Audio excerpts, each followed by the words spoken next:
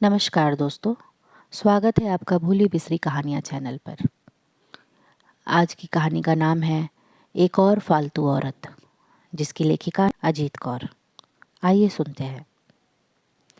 वह अप्रैल के शुरुआती दिनों की एक उदास शाम थी। थका देने वाली गर्मी और उमस से भरी हुई। हम सड़कों पर भटक रहे थे। कुछ देर हम जनपद होटल के कॉफ़ी लाउंज में बैठे रहे थे। धीरे धीरे, बहुत ही धीरे, कॉफ़ी के 3-3 प्याले ख़त्म किए थे हमने। न जाने कितना ज़माना उन 3 प्यालों के घूंटों के बीच में से फिसलता रेंगता हुआ गुजर गया था। शेष बची थी एक कड़वाहट और खालीपन। दूसरा कप उमा यानी ओम प्रकाश ने केतली में से उड़ेला था। कॉफ़ी का थोड़ा सा खाली प्याला भर कर जब वह उसमें दूध डालने लगा तो मैंने कहा, नहीं, दूध नहीं। चीनी? चीनी भी नहीं। काली कॉफ़ी? रूसियों की तरह। और ओमा मुस्कुरा दिया।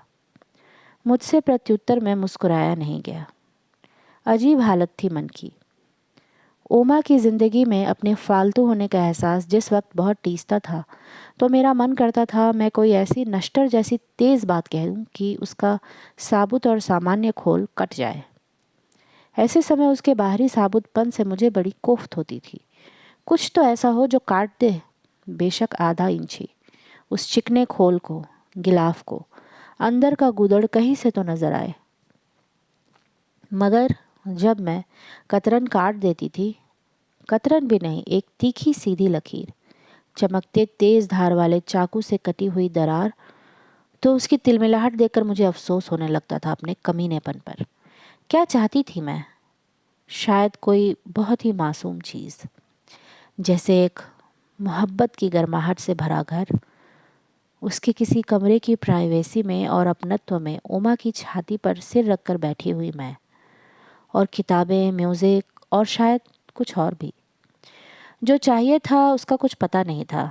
बस इतना पता था कि जो चाहिए वह नहीं है, और यदि वह नहीं था तो इसकी सरासर जिम्मेदारी उमा की थी, क्योंकि सभी अहम फैसले उमा के हाथ में ही थे। कॉफ़ी के 3 प्याले खत्म होते होते 7:30 बज गए थे। उमा ने घड़ी देखी। जब भी उमा की नाक के ऐन ऊपर माथे के बीचों बीच 3 लकीरें पड़ जाती, तब वह एक ऐसी घड़ी होती थी जिसमें कोई बात वह समझ नहीं पा रहा होता था। परंतु ऐसी घड़ी कभी कभी ही आया करती थी। अक्सर हर बात हर समय उसकी समझ में पूरी तरह आ जाती थी। लगता था जैसे आसपास की हर वस्तु पर, इर्द गिर्द भटक रही हवा पर भी उसकी पूरी और कड़ी पकड़ हो। माथे के बीचों बीच पड़ने वाली इन 3 लकीरों को देखकर अक्सर उस पर मुझे बेहद दया आ जाती थी। दया और लाड़। मन पिघल कर बेवजह उसकी ओर बहने लगता था। क्यों, क्या सोच रहे हो? कुछ नहीं। कोई अपॉइंटमेंट तो याद नहीं आ गई? मैं मुस्कुराई। कमबख्त औरत भी माँ के पेट से एक्टिंग सीख कर आती है। अपने मर्द को खुश करने के लिए एक्टिंग, अपने लिए छोटी से छोटी रियायत लेने के लिए एक्टिंग, अड़ोस पड़ोस नाते रिश्तेदारों के दुख सुख की भाई बंदगी के वक्त एक्टिंग। इसी को त्रिया चरित्र कहते हैं, ताने में, निंदा में। पर क्यों? इसमें जो मेहनत खर्च होती है, उसकी मजदूरी का हिसाब क्यों नहीं किया जाता? नहीं नहीं, वह तुरंत बोला। फिर तुम नजूमी को कैसे पता चल जाता है? वह भी सहज हो गया और मुस्कुरा दिया। ओमा मुस्कुराता था तो उसके सामने के 2 दांतों के कोनों पर कुछ चमकता था। कुछ खिली हुई धूप में रेत में पड़ी सीपियां जैसे चमक रही हों। बाकी दांत निरी पीली रेत के रंग की तरह, बिल्कुल साधारण से, बल्कि थोड़े थोड़े भद्दे भी। लेकिन आगे के दोनों दांतों के कोने चांदी के रंगे से, जैसे सीपियों के भीतरी पेट का रंग। ओमा की मणियाँ उसके मस्तक में नहीं, आगे के दोनों दांतों में थी। मुझे रिझाने के लिए ओमा को मोर की भांति नाचने की ज़रूरत नहीं थी।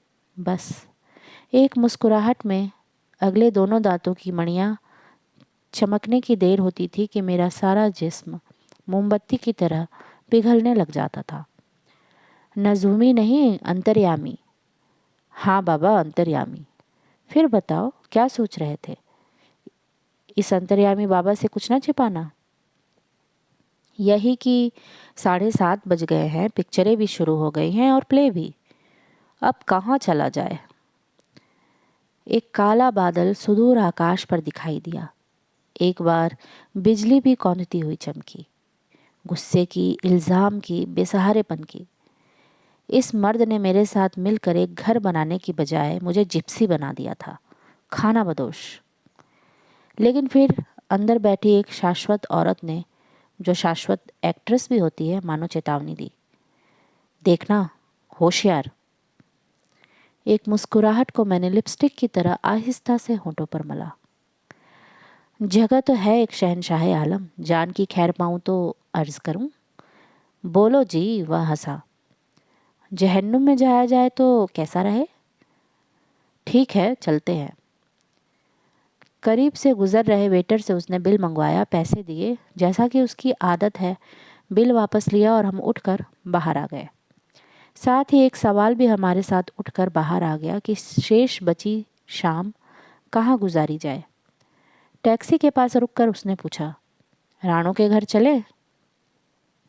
तुमने तो बताया था कि एमपी वाली कोठी वे छोड़ रहे हैं। हाँ, कालू विलायत प्रस्थान करने से पहले उसे नए मकान में शिफ्ट कर गया था। मेरे पास पता है। कालू यानी उमा का दोस्त। वैसे नाम तो कुछ और था, जैसा कि दादियाँ नानियाँ अपनी आत्मा के कल्याण के लिए प्रायः रख दिया करती है। सभी दोस्त उसको कालू ही कहकर पुकारते थे। ठीक है, चलो, मैंने कहा। जानती थी कि इस शाम की किस्मत में कत्ल होना ही लिखा है, फिर बहस से भी क्या फ़ायदा। एक बड़े से बंगले के आगे टैक्सी रुक गई। कोई सरकारी बंगला ही था या भी। गेट के अंदर घुसकर हम बंगले की बगल से होते हुए पिछवाड़े पहुंच गए। एक बेहद वीरान सा लॉन था, जिसकी घास समय से पहले ही बूढ़ी हो गई थी। लॉन के दूसरी तरफ एक कोने में एक बहुत बड़ा पेड़ था, जिसकी टहनियों में घना अंधेरा छुप कर बैठा प्रतीत होता था। बड़ा मनहूस लग रहा था वह पेड़ और उजाड़ सा लॉन। पिछवाड़े के एक दरवाजे पर दस्तक दी। दरवाज़ा राणो ने खोला। आइए, आज कैसे रास्ता भूल गए इधर? नहीं, रास्ता तो नहीं भूले, खास तौर पर आए हैं तुम्हारा हालचाल जानने। एक छोटी सी सीढ़ी चढ़कर कमरे के अंदर जाते हुए उमा ने कहा। पीछे पीछे मैं भी। राणो के बालों में भी बाहर लॉन में खड़े पेड़ की टहनियों जैसा अंधेरा छिपा हुआ था। बेहद उदास और बदहवास सी लग रही थी वह। यह कमरा शायद उस बड़े बंगले की कोठरी रहा होगा, जहाँ पहले लकड़ी कोयला रखा जाता होगा, या फिर खानसामे अर्थात चौका बर्तन करने वाले मुंडू की खोली। बहुत छोटा सा कमरा। एक कोने में चारपाई थी, जिसने आधा कमरा घेरा हुआ था। दूसरे कोने में बिजली का छोटा सा चूल्हा रखा था। पास में ही लावारिस से लुढ़के हुए 2-3 कप प्लेटें, अजीब बदहवासी में। करीब ही 5-7 जैम की खाली शीशियाँ और कॉफ़ी के खाली डिब्बे पड़े हुए थे। शायद उनमें नमक मिर्च मसाले भरे हुए थे। मैले ढक्कन, जिनके रंगों से ही मालूम हो रहा था कि इन डिब्बों में क्या है। चूल्हा भी जब जल न रहा हो, बुझा हुआ ठंडा चूल्हा, तो क्या बहुत अफसुर्दा नहीं लगता? फटेहाल, उदास। कमरे में अगर कोई पुराने ज़माने की चीज़ थी तो वह थी वही रेशमी रज़ाई, जिसका रंग अब आतिश ज़दा नहीं रहा था, परंतु बुझते हुए चूल्हे के अंगारों की तरह अभी भी उस रज़ाई में पुरानी गर्माहट और पुरानी शोखी थोड़ी बहुत बची हुई थी। दूसरी चीज़ थी ट्रांजिस्टर। वही ट्रांजिस्टर जिसे कालू ने राणो को पहले तोहफे के रूप में दिया था, जब वह उसे उसके मित्रों के अनुसार चंडीगढ़ से उड़ा लाया था। साधारण से घर में पली और चंडीगढ़ सेक्रेटेरिएट में टाइपराइटर कूटने वाली राणो, कालू की दौलत की चकाचौंध और मोहब्बत के रटे हुए फॉर्मूलों से दिग्भ्रमित हो गई। होश लौटा तो वह लकड़ी कोयले वाली एक कोठरी में थी, अकेली। कालू अपनी बीवी को विलायत की सैर कराने ले गया था, रिश्वत के तौर पर। एक औरत जिसका नाम बीवी होता है, जब उसका मर्द उससे कुछ चुराता है तो उसे रिश्वत देता है।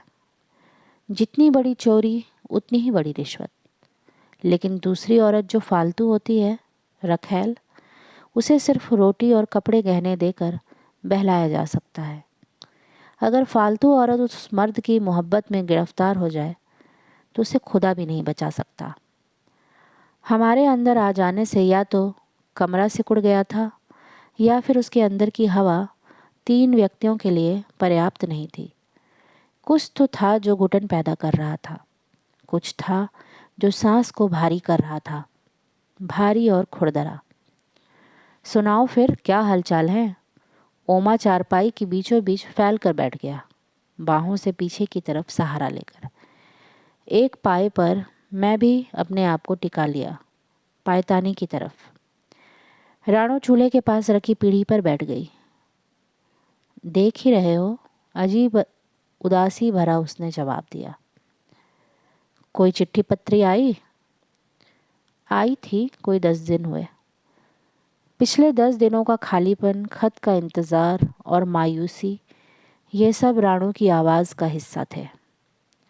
राजी खुशी? हाँ, राजी खुशी। और तुम? मैं? उसने एकाएक चौंकते हुए ओमा की तरफ देखा। तुम ठीक हो? ठीक हूँ, वह जैसे कुएं में से बोली, रुआसी आवाज़ में।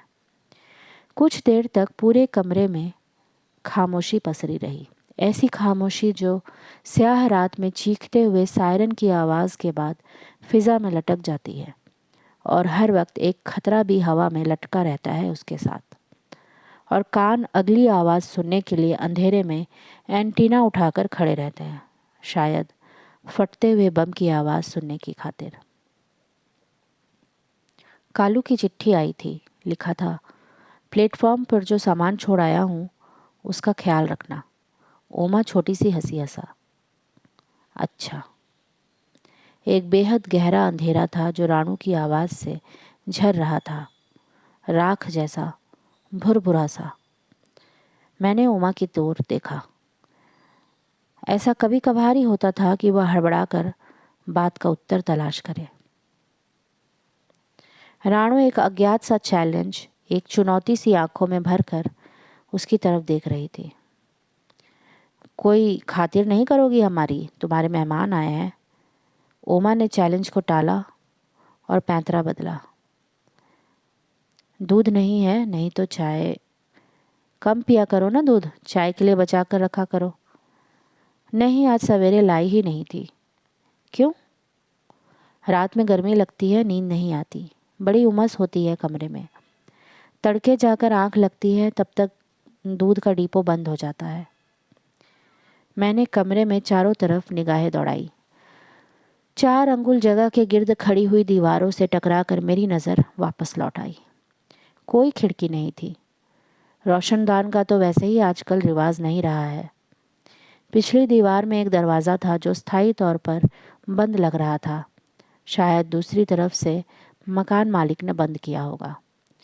जब राणो चंडीगढ़ से कालू के संग भाग कर आई थी, तब शायद वह नहीं जानती थी कि कालू की दौलत उसे घर नहीं दे सकती थी। कोई विस्की विशिष्की निकालो। विस्कियों वाले तो विलायत चले गए, यहाँ तो बस खाली बोतलें हैं। राणो ने गहरी सांस ली। अच्छा, ओमा झेपते हुए हंसा। कुछ देर चुप्पी रही। दिन भर क्या करती रहती हो? सड़कें नापा करती हूँ। कौन कौन सी नाप ली? नाम याद नहीं रखती। सड़कें भी अधिक ना नापा करो। सड़कों पर चलने वाली अकेली औरतों को जानती हो विलायत में क्या कहते हैं? क्या? Street walker. ओमा हंसा। मैंने कांप कर राणो के चेहरे की तरफ देखा। उसका चेहरा वीरान सड़क सा सपाट था, जैसे बात उसकी समझ में ना आई हो। अच्छा, कहते होंगे। वह शायद कुछ और ही सोच रही थी। मैंने ओमा की तरफ देखा। एक अजीब सा एहसास हुआ कि यह आदमी खूंखार होने की हद तक जालिम हो सकता है, क्रूएल। कायदे से तो उस समय मुझे ओमा से भिड़ जाना चाहिए था, राणो की हिमायत में, क्योंकि वह भी मेरे कबीले की ही औरत थी, फालतू औरतों के कबीले की। और फालतू औरतें लड़ा नहीं करती। लड़ने का अधिकार केवल बीवियों के पास होता है। फालतू औरत के लिए अपने मर्द से लड़ना जानते बूझते कुएं में कूदने जैसी बात होती है। और तब मेरे भीतर दुबके बैठे कमीनेपन ने निर्णय लिया कि मेरा इरादा अभी आत्मघात करने का नहीं है। फिर बहुत देर सब शांत बैठे रहे। चलें अब? उमा ने मेरी तरफ देखा। मैं उठकर खड़ी हो गई। राणो भी उठ खड़ी हुई। अगली बार चिट्ठी लिखे तो लिख देना कि साहनी चौथे पांचवें दिन आकर 20 रुपए दे जाता है और मैं भूखी मर रही हूँ। साहनी आता है? उमा सावधान हुआ। वो ही उसे कहकर गए थे। राणो ने बाहर का भिड़ा हुआ दरवाज़ा खोल दिया। भीतर की उमस के बाद उस अंधेरे उजाड़ से लॉन में घूमती हवा बड़ी भली लगी, सुखमय। आसानी से सांस आया। चुपचाप छोटे छोटे कदमों से बंगले की बगल से होते हुए हम तीनों गेट पर पहुंच गए। बाहर सड़क रोशनी में चमक रही थी, हल्की हवा और रोशनी। अच्छा, कहकर हम विदा लेने लगे। राणो ने धीरे स्वर में कहा, फिर जल्दी फेरा लगाना। सड़क खामोश थी, आवाजाही बहुत कम थी इस तरफ शायद। सड़क के दोनों ओर बड़े घेर वाले पेड़ खड़े थे, गहरे अंधेरे की चादर ओढ़े हुए, मुंह सिर लपेटे। शायद जामुन के पेड़ थे। हवा उस वक्त भी धीमी धीमी चल रही थी। जब हम एक पेड़ के नीचे से हल्के कदमों से चलते हुए गुजर रहे थे, पेड़ में से आहिस्ता आहिस्ता सुबकने की आवाज़ आई। यह क्या है? मैं ठिठक कर खड़ी हो गई, चौंक कर और डर कर भी शायद। क्या है? कोई सिसक रहा है। कहाँ? उमा ने पूछा। कहीं नहीं, मैं चल पड़ी। ये कहानी यहीं समाप्त होती है। कहानी अच्छी लगे तो मेरे चैनल को लाइक करिए और सब्सक्राइब करिए। धन्यवाद।